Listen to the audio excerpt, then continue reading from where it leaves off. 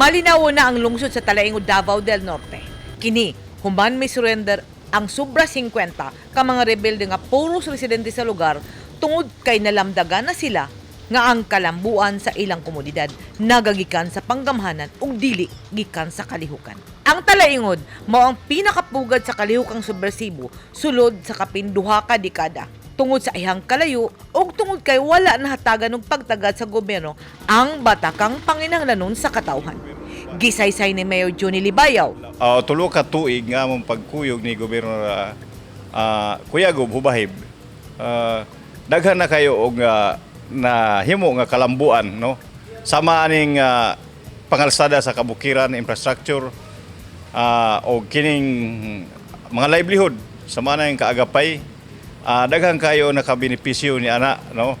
Og kining di lang kay mga IP ang nakabenepisyo diha kung dili pati ang mga Bisaya po diha nga nanginabuhi ang Talaingod nakabenepisyo po ni ana. Og nisunod ang mga housing project. Isa gyud ka ng housing project nga dako kay natabang labi na sa peace and order, no? Kay ang mga kaigsunan nato mga nitibo, mga IP nagsurrender na tungod kay nakita na nila ang gobyerno nga nipaduol tungod sa dako kayo nga gihimo sa ato nga buutan nga gobernador. Ang kalambuan ug kahapsay sa lugar nakabot sa tabang sa kasundaluhan ug sa katawhan nga gikapoy na sa natad sa pakigbisong. Ang Talaingod lisod-sudlon kaniadto kay walay mga kalsada ug nakapalibot niini ang puros bukid nga nagsilbing boundary sa Davao del Norte, Davao City ug Bukidnon Province.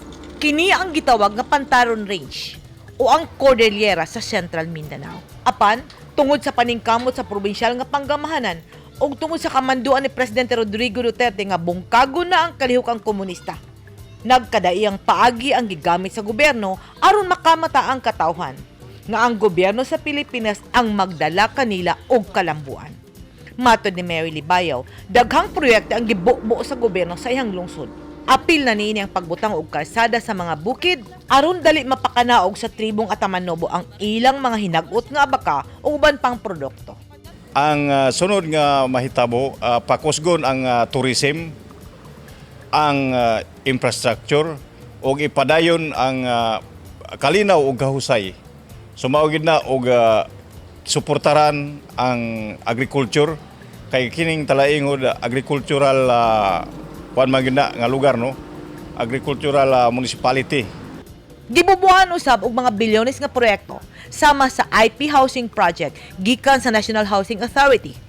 Programa sa agrikultura ug tanang matang sa suporta alang sa kalambuan sa tribong Atamanobo. Sa level sa probinsyal nga panggamhanan, nang hatag usab kini og mga hayop, similya sa gulay sa katawhan aron duna sila kita ug ang gobyerno sa Davao del Norte ang mopalit sa ilang mga produkto. Matod ni Mary Libayaw, ang gihatag nga pabor sa gobyerno kanila na bati na sa katawhan, hinungdan nga sila mismo ang mitalikod sa kalihukang subversibo ug nakigtimbayag na sa kasundaluhan ug napapa na sa mapa ang pinakadako nga kota sa New People's Army sa kabukiran sa Pantaron Range. Edith Caduaya, News 10 Philippines.